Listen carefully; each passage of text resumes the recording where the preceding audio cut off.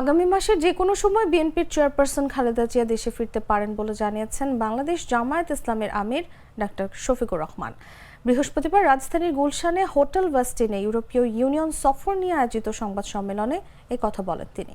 খালেদা জিয়া এখন মানসিকভাবে কিছুটা সুস্থ আছেন উল্লেখ করে জামায়াত আমির বলেন, তিনি দেশে আসার প্রস্তুতি নিচ্ছেন। এছাড়াও এটি একেবারেই সৌজন্য সাক্ষাৎ ছিল বলেও উল্লেখ করেন তিনি।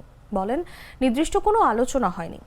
এর আগে ইউরোপীয় ইউনিয়নের আমন্ত্রণে সম্প্রতি ব্রাসেলসে সফর নিয়ে বিস্তারিত কথা বলেন জামায়াত আমির।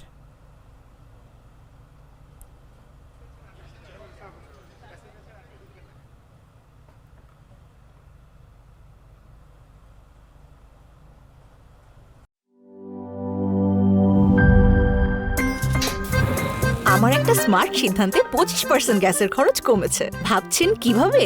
সাধারণ গ্যাস স্টোভ বদলে আমি এনেছি আরএফএল গ্যাস স্টোভ। এর সাইন্টিফিক নজেল ও ব্রাস বার্নার ক্যাপ সমানভাবে তাপ ছড়িয়ে রান্না করে দ্রুত।